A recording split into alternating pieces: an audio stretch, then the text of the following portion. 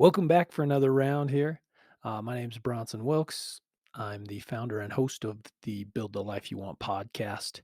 And today we're talking about helping children succeed, what works and why, by Paul Tough. Paul Tough, he's spent his entire career trying to understand why there's a gap in academics for children, for like underprivileged children, people who grow up in impoverished communities and things, and why their academics are so much worse than children who grow up in more privileged communities, and how to narrow that gap. Now, I think the principles that he teaches in this book can easily be applied to many other areas of our lives or even as parents. So, my children are growing up in a pretty privileged neighborhood with well off parents and things like that, very engaged. We have the privilege of homeschooling them if they choose to, things like that. So, this helps me understand how I may be able to help other communities and children who are, less well off than my own, as well as what things make children tick and what things help. Okay. So interesting book, Helping Children Succeed. And Paul Tough, he's spent many years in this industry. So let's jump in. He initially starts out the book talking about the academics, but he also says that child's academic success is highly correlated with non-academic skills such as perseverance, conscientiousness, self-control, and optimism. Right? These play a major role in a person's success at every level of life, in school and in jobs, etc. And he goes into like, well, that's interesting. Like, if those are the things that matter most, are our schools set up appropriately to teach those? Who's teaching those? How do children even learn those? Like, those are interesting concepts, right? And so they started following teachers and tracking some of these things. And they found out that some teachers instill these behaviors better than others. In fact, one teacher, he says, is a chess coach and used chess as an opportunity to instill these attributes into children. And all the people that are under her watch for a period of time do better in all other areas of their academics. And so, how do you teach those things, right? He's talking about this woman that teaches chess, and he says her main pedagogical technique was to intensely analyze their games with them, talking frankly and in detail about the mistakes they had made, helping them see what they could have done differently. Something in her careful and close attention to her students' work changed not only their chess ability but also their approach to life. So analyzing, breaking down, and then teaching, right? Later on in the book, I'm going to give you four principles that I think are highly correlated with what she's doing here. So rather than consider non cognitive capacities as skills to be taught, I came to conclude it's more accurate and useful to look at them as products of a child's environment. There is certainly strong evidence that this is true in early childhood. We have in recent years learned a great deal about the effects that adverse environments have on children's early development. And there is growing evidence that even in middle and high school, children's non cognitive capacities are primarily a reflection of the environments in which they are embedded, including centrally their school environment. Now, the reason their environment matters, well, it's multiple things, right? And that's what makes this difficult is it's difficult to isolate certain things when you're looking at data and studies, right? Some things we know. First of all, when a child is stressed out, maybe they don't feel enough security because their parents are gone, or they only have one parent and that parent has to work two jobs, or maybe their parents are not doing well mentally and physically, right? There's a variety of reasons that a child might be in an impoverished situation.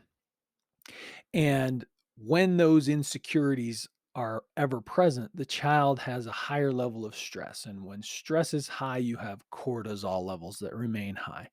And essentially, these kids are living in a state of fight or flight.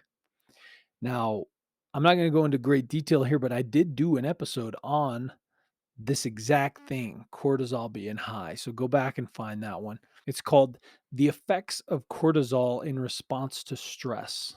And it goes into more detail on the science of what's happening to your body. But essentially, cortisol will spike under stress to give you that fight or flight because you need to react quickly in a different way, right? Physically, you want to get out of there or you need to fight or something. But when it remains high, it causes all these different problems. And you can go check that episode out to understand those. Kids are growing up with that. Other things that contribute, right? Parents who are well off tend to spend more quality time with their children just talking, given receive type interactions, right? Even when kids can't talk, parent says something, baby, jiggles around, stomps her feet, says nonsense words, and mom or dad responds like, yeah, yeah, you're doing it right. Or, yeah, that is a cat. You like that cat. Oh, you're feeling mad, right? So you're constantly narrating the scene for them. They also read books and have more books available, things like that, right? When parents are close by more frequently, children feel comfortable and confident, right? So those things contribute, and there's many, many more, but there's a few. He says if we want to improve a child's grit or resilience or self control, it turns out that the place to begin is not with the child himself. What we need to change first, it seems, is his environment. So, researchers have concluded that the primary mechanism through which children's environments affect their development is stress, which I kind of mentioned on. He says adversity, especially in early childhood, has a powerful effect on the development of the intrinsic stress response network within each of us that links together the brain, the immune system, and the endocrine system. The glands that produce and release stress hormones, including cortisol. Especially in early childhood, this complex network is highly sensitive to the environmental cues. It is constantly looking for signals from the environment to tell it what to expect in the days and years ahead. When those signals suggest that life is going to be hard, the network reacts by preparing for trouble, raising blood pressure, increasing the production of adrenaline, heightening vigilance. Even more ominously, stress can affect brain development. High levels of stress, especially in early childhood, hinder the development of a child's prefrontal cortex, which is key. I wonder how much of that, I'm just thinking of this now, I wonder how much of that is associated with sleep. Maybe when children are stressed out, they don't sleep well. Maybe when their parents aren't available or attentive, they're not being put to bed timely or have to get up with strange hours. That book sitting here behind me, Why We Sleep. He talks about the development of the prefrontal cortex and the washing over the prefrontal cortex that REM sleep does to develop each part of the brain, but the prefrontal cortex in particular is a decision making and emotional center of the brain. And I wonder how much sleep has to do with it. This section's under parents, he says, but one of the most important findings of this new cohort of research is that for most children, the environmental factors that matter most have less to do with the buildings they live in than with the relationships they experience, the way the adults in their lives interact with them, especially in times of stress. The first and most essential environment where children develop their emotions and psychological and cognitive capacities is the home, and more specifically, the family.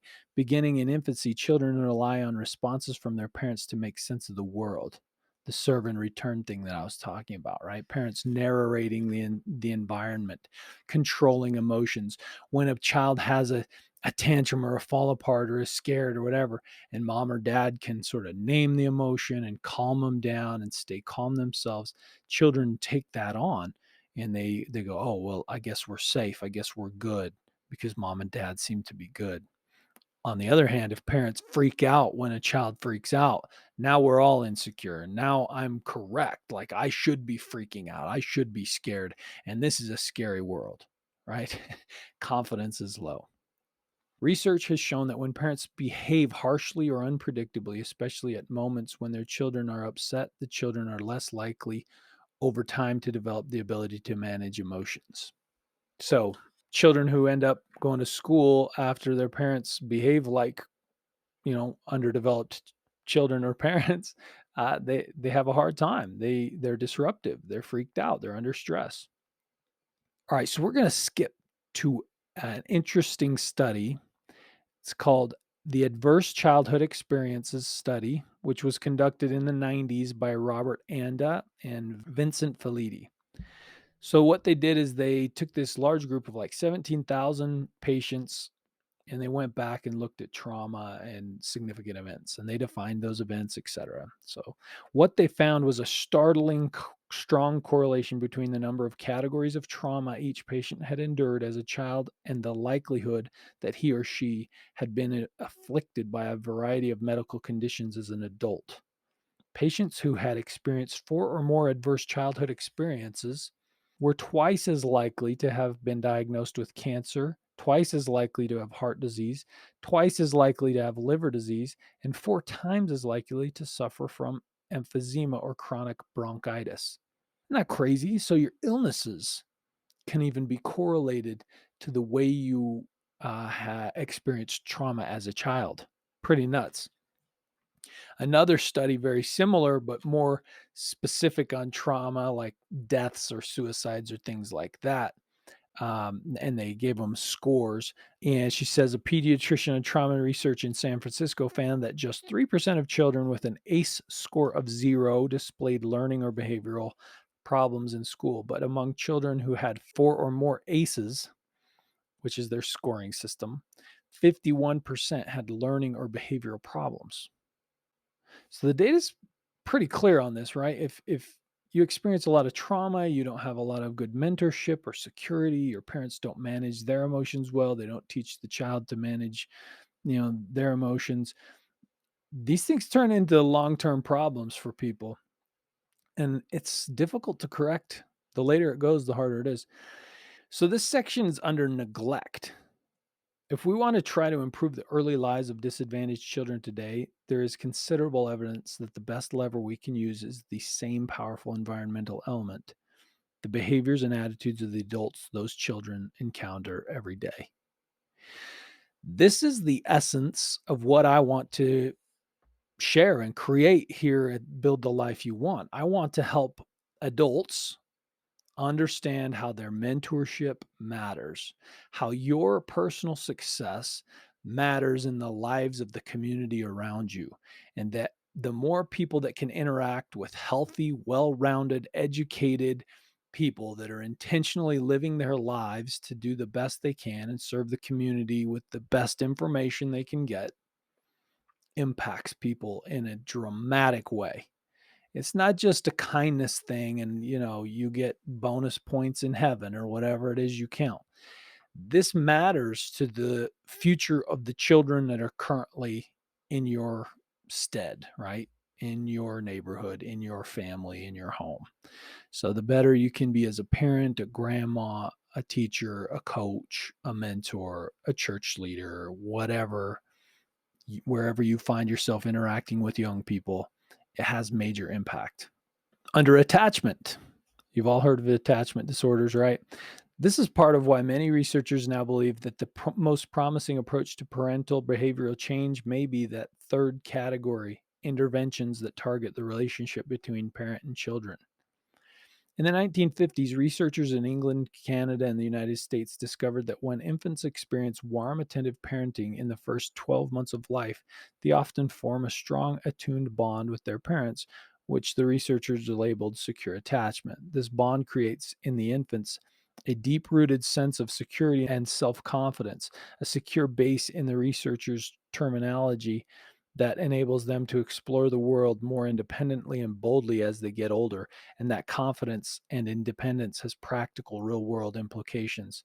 A landmark longitudinal study of attachment conducted at the University of Minnesota beginning in the 1970s found that infants who at age 1 showed evidence of secure attachment with their mother went on to be attentive and engaged in preschool, more curious and resilient in middle school, and significantly more likely to graduate from high school.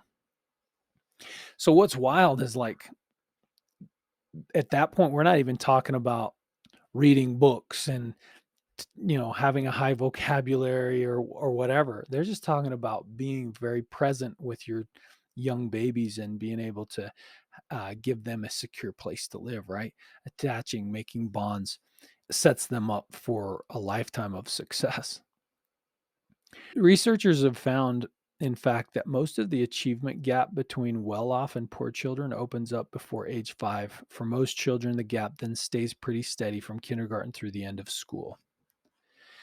So, how we treat and train children in their infant years and preschool years is critical, and most of it is from parents. So, there's a constant political talks about single family homes. Where are all the fathers? What's going on, and why are we incentivizing single parenthood and all these things? And I don't know the political world all that well and how we're going to fix it there, but I think we can change a lot of this by really educating people on the significant impact that you can have on being present with your child, or the significant negative effect you'll have on a child by not being there. There's a whole section on incentives where they actually use tons of money. They spent millions of dollars trying to reward people to do the right things, and it didn't work. External rewards don't have the effect that we kind of think they do, because all of us want more money and want to buy more nicer things, and we're willing to put ourselves through a lot of strange things to make more money, but it doesn't actually give us much satisfaction. So when we're talking about little children or parents who have bad financial habits anyway and things like that, financial incentives don't seem to change their behaviors. They even go into the book Drive and the studies that those authors went into. And I've talked about those concepts on my book review of Influencer, where we often destroy morale and intentional growth with external rewards.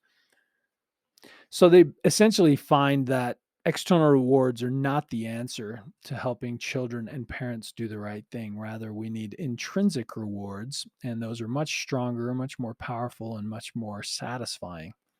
So he starts moving in the direction in this book of options out there to help train parents to engage with their young children in a better way, to help teachers engage with children in a better way. So we're going to get into some of that. So, assessment. Jackson had access to each student's scores on the statewide standardized tests, and he used that as a rough measure of their cognitive ability. Then he did something new. He created a proxy measure for students' non cognitive ability using just 4 pieces of existing administrative data: a student's attendance, suspensions, on time grade progression, and overall GPA. Jackson's new index measured, in a fairly crude form, how engaged the student was in school, whether he showed up, whether he misbehaved, and how hard he worked in his class. Remarkably, Jackson found that his simple non cognitive proxy was a better predictor than a student's test scores of whether the student would attend college, a better predictor of adult wages, and a better predictor of future arrests. So, these non cognitive behaviors seem to be far more important, and those are formed by spending time around good coaches, mentors, and parents, right? People who can make you feel loved, feel welcome, instill confidence, challenge you, but not too much, help you understand that you're valued here and that this is valuable for you. So, pretty interesting. And to reinforce that, he says at the end of this section, he says, "For now, at least, it may be enough to know that for the students in Jackson's study, spending a few hours each week in close proximity to a certain kind of teacher changed something about their behavior. The environment those teachers created in the classroom somehow helped those students start making better decisions, and those decisions improved their lives in meaningful ways." So here is what I mentioned early in the book that ties to many of these principles that I've talked about. He says, "And what made students act in a perseverant way?" Farmington concluded from the research that the key factor behind academic perseverance was students' academic mindset. The attitudes and self perceptions that each child and adolescent possessed. She distilled the voluminous research on student mindset into 4 key beliefs that contribute most significantly to students' tendency to persevere in the classroom. So, number 1, I belong in this academic community. Number 2, my ability and competence grow with my effort. Number 3, I can succeed at this. And number 4, this work has value for me. If you can instill those 4 things, someone will continue to show up, continue to give effort, and continue to grow in any area, right? They're talking about academics right here, but think about sports, think about work, think about gangs and drug dealers and things, right? If someone feels that they belong in that community, that their ability and competence grows with effort, that they can succeed at that, and that this work has value to them, they'll stay. So, sports, right? We often see someone who is failing academically but thriving in sports, or someone who's failing in sports and thriving in academics, or somebody who, is a dropout but a successful entrepreneur. They somehow find these 4 abilities or beliefs in different areas. And so if we want to improve children's academics, well, then we need to instill that there. But of course, academics is only part of the picture. Challenge. The experience of persisting through an intellectual challenge and succeeding despite the struggle is a profound one for school children. As profound, it seems, as serve and return is for the infant brain. It produces feelings of both competence and autonomy, two of Deci and Ryan's 3 big intrinsic motivations. And yet, most of our schools, especially schools educating poor kids, operate in ways that steer children away from those experiences. Isn't that crazy? Like experiences that challenge a kid, but not too much, help that child grow in confidence, self esteem, interest, all those things. And this comes on the back of certain schools that are helping children basically determine their own curriculum. So, what are you interested in? And then let's go down that road as far as we can. And those children feel challenged by something they're interested in and rewarded by their discoveries and growth, right? Um, so, our schools, they're not functioning all that well and they're not set up in a great way.